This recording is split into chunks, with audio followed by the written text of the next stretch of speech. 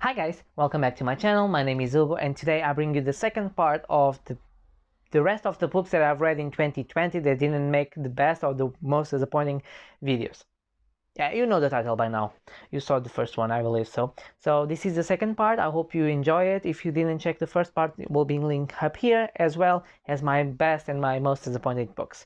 And let's start and continue the list. Okay, the next book I want to talk about is an Italian author, and I will call up to my Italian fans, Rosa and Francesca, to tell me the title in Italian because I will not pronounce in Italian, but in English and is The Distance Between Me and the Charity by Paola Peretti. I would say this is like a little prince. Follow Mafalda, who has a disease that the author has, so she's inspired on that. She will become blind very fast. It's her adjustment as she become blind. She doesn't have so many friends. The parents are moving to a new house so she can adapt when she become blind, and she's very afraid of the dark. The interesting thing here, she measures the progression of the disease between with the distance between her and the cherry tree on the school. We start at 60 meters, and I think in the end it's just like 10 meters. It's beautifully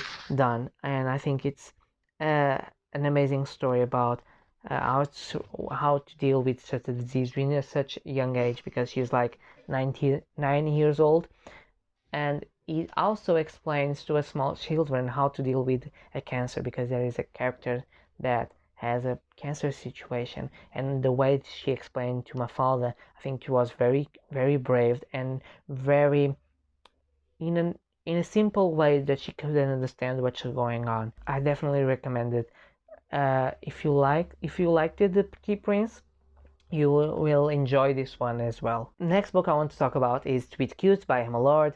You know by now I'll be reading her second book, You Have a Match, and it was one of my most anticipated release from 2021. In Cutie we follow Pepper and Jack. Pepper moved to New York with her mother and her older sister. She's in a school, very elite, to prepare her to the best college, and Jack is very lightheaded. He wants to do something different with his life because he lives very much in the shadow of his twin brother, who is like the superstar of the family. We start meeting Pepper and Jack as they are captains of the swimming and dive team, so they have to meet to organize the things for the season.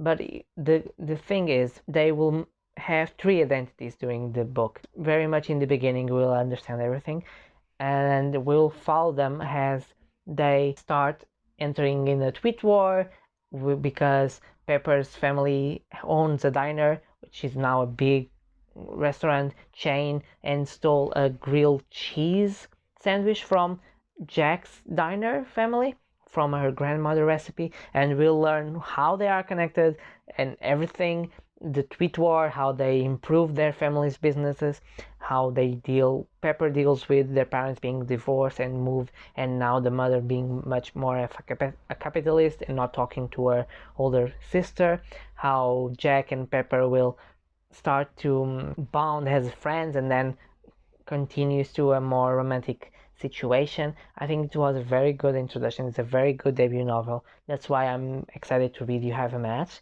The book I want to talk about now is Dom Manuel I, Duas Irmãs para Rei, of Isabel Stilwell. This is a Portuguese author, and it's about the Portuguese king, Dom Manuel I, and we'll follow his story from a young age till after his second wife died. We have a little recap for the end of his life, but mostly we follow his first and second wife. The thing interesting about our Portuguese king is he wasn't in the line for throne, but a prophecy from her milk mother said he would become king, so he became king, and he had a lot of problems to deal with. International relationships, we have the discoveries of Portugal when he travels to India, so it's a very important period for Portugal as an empire, and I really love historical fiction, so it was a very interesting book. I gave it 5 stars. It's very well written.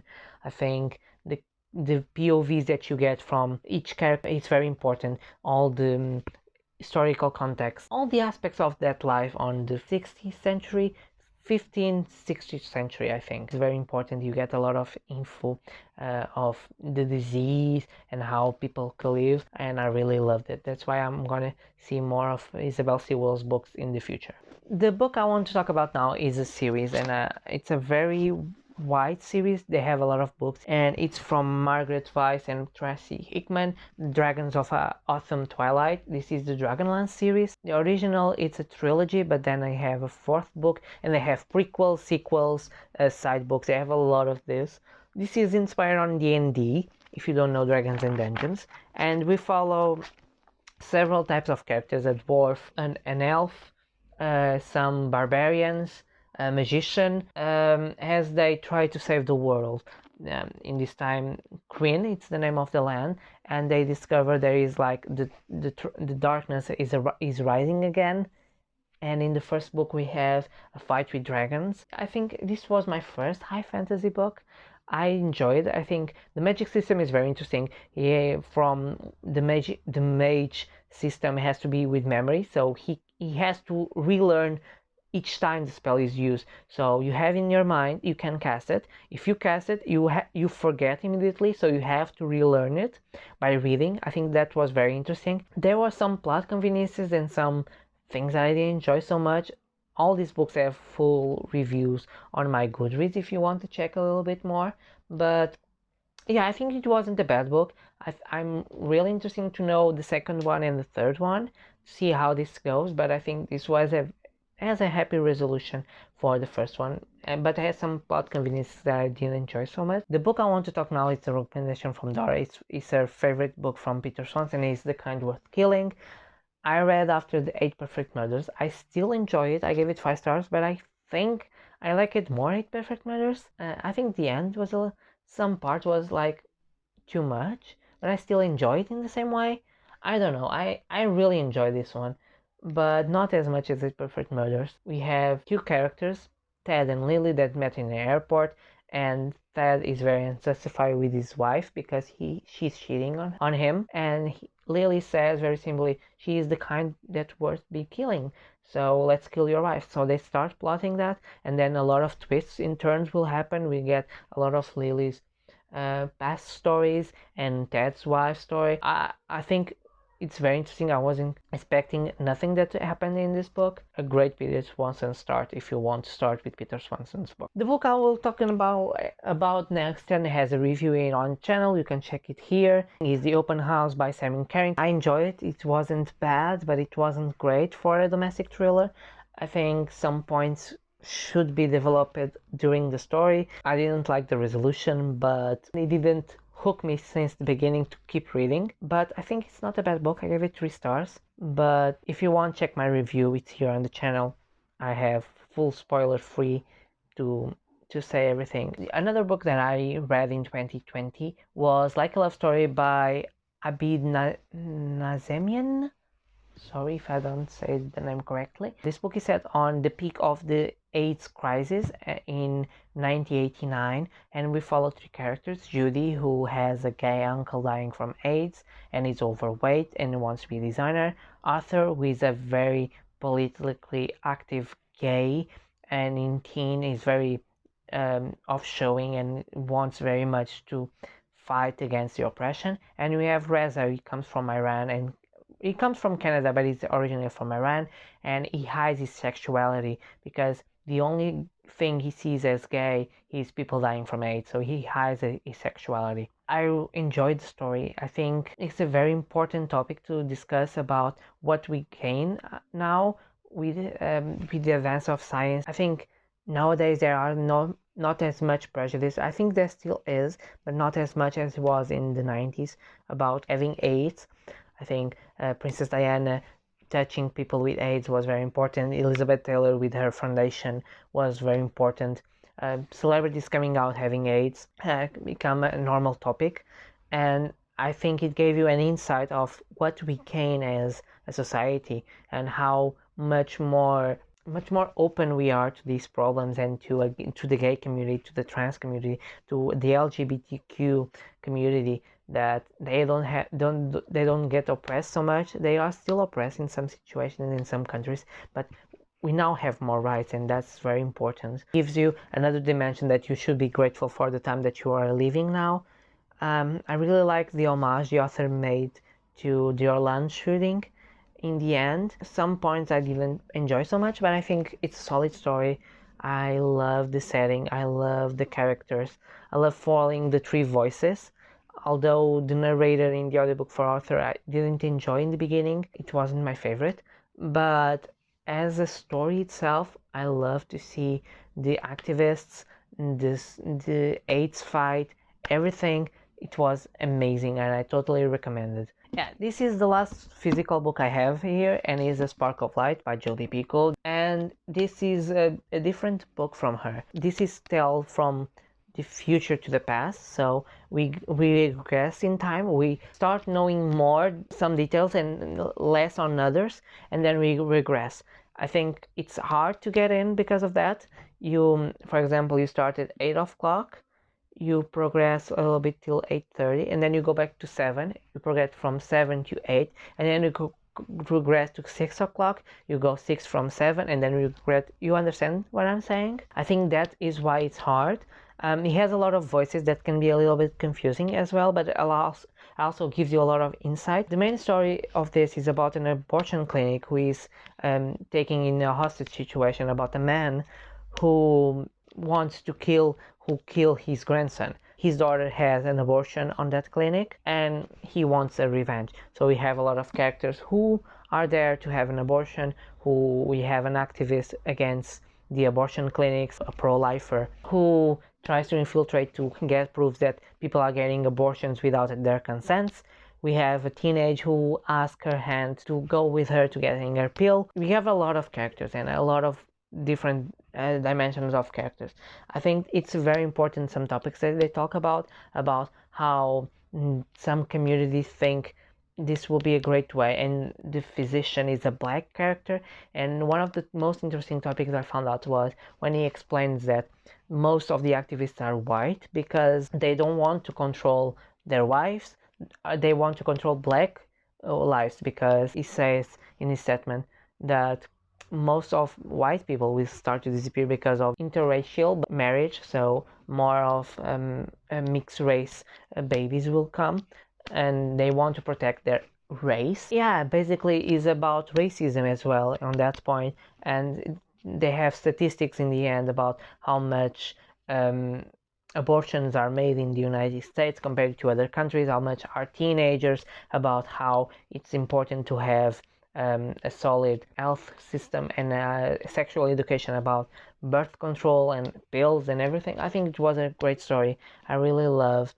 I think the only thing, it was very hard to get in, but the topics were very interesting, very modern, yet very contemporary. And now let's start with some books that I've read, ebook and audiobook. I have The Switch by Beth O'Leary, and this is a new release. In The Switch, we follow Lena, who is a 20s, 30s woman from London, and she struggles in her presentation and blew up a little bit of her job, and her boss says, you need a vacation, you have to take 2 months of work. She doesn't know how to stop, so she goes to visit her grandmother Eileen, and Eileen, after her husband left her for a yoga or Pilates instructor, she wants to find love again because she believes at age 79, I believe, she can be happy again with someone. Lena comes with the idea they swap places. Eileen goes to London, finds a new love. Interesting because in the village that she lives, she knows everyone and she needs something new. And Lena stays in the village trying to rest and take care of Eileen's life. And we'll see how they struggle. Eileen in the big town and Lena in the small town with the people who are very connected as a community. I welcome her as a newcomer and the struggles she have to do. We'll have topics about domestic violence, about how you find love in an older age, how the grief process works from different persons, and we'll see about how, and that was the point of make me think a lot, is how much in the big cities we don't know the neighbors and they can be alone, and usually elderly people. And that stuck in my mind a little bit, that in the big cities we don't have time to stop and think about the other so much. and that's the good thing about the small town. The only thing I didn't enjoy was the end from Lena, because I feel it wasn't necessary what they did with Lena's boyfriend arc. I think they could do it in different way. It was the usual cliche of a bad boyfriend who seems perfect, and then there is a boy of the country. I didn't like that part. I think it wasn't necessary at all. I think it could be worked in a different way, in a different direction. But besides that, it's an amazing story. We come to the last 3 books, and one of them was Once in December by Josie Silver. I have mixed feelings about this one. I think I give it 4 stars, but I think it will be like a 3. I enjoy some parts. I think the book is very well written. I think the problem was a little bit with the translation, because I read it in Portuguese. I also didn't like they spam like 10 years in life, so you don't spend too much time, because the book is relatively small. It's under 400 pages, so you don't spend the correct amount of time in each year, and everything comes very fast. I think you could shorten a little bit, like in 2-3 years, and spend more time with the characters. I think it's interesting, the point. I didn't like the instant love. I don't know, I didn't found to be a very interesting romance overall. Then I listened in this case in the audiobook, and the audiobook is brilliant because it's a full cast, and the full cast is amazingly done. It was Sadie by Courtney Summers. This is a YA thriller, and we follow Sadie as she tried to revenge her sister's death. In the second part of the story, it's not the second part, but in the other side of the story, we have a journalist who has the assignment to do a job and find Sadie, because she's been missing for a few months. I love Sadie. I love the representation of a southern girl. I love how the city work, how the story work, how some things I saw were a little bit predictable, but I still enjoyed it. The audiobook is perfectly done, and the story was all very, you go back and forth, future, past. It's very good. Sadie character is amazing. I only think the end is a little bit, I don't tend to like open endings. I like to do closed endings, so I didn't enjoy that much, because I like to know what happens, but at the same time, you kind of know what happened. I definitely checked the audiobook. And the last book I want to talk about is Bone Crier's Moon by Catherine Purdy. This is a YA fantasy, so we follow the Bone Criers, who are women who, after some preparation, ferry the dead to the afterlife or hell. Follow 3 characters: Bastien, whose father was killed by a bone crier and he wants revenge. We follow Sabine, who has the best arc in the book, definitely the best character, and Alice, the bone crier who wants to become a farrier, and she's the daughter of the leader of the tribe, and she's doing the ritual when Bastien confronts her and kidnaps her. So we have here a romance story, we have all the lore, we have Sabine's arc of becoming more independent and more stronger to save her best friend. I think that was amazingly done. I love the lore behind the Bone Crier magic, about the way they work, and they gain powers from the bones of dead animals, and how they choose the animals from the strength. I think that was very interesting. The end, it's not close because it has a sequel, and I think I'm really excited to get the sequel. Some people didn't enjoy so much. I really enjoyed this one. I think it was a solid 4-star book. Yeah, I definitely will recommend to you if you want to read some story with multiple POVs, with a lot of story and a good lore. I think it has a good lore, so you become interesting on it. So guys, we finally finished the rest of the books that I've read in 2020. They didn't make part of the best or the worst. Tell me down below if you are excited for any of those, if you read any of these, if you watched the other parts, what do you think of my reading year? I would love to hear your comments. I post videos every Tuesday, Thursday, and sometimes on Saturday, so I'll see you guys in my next video.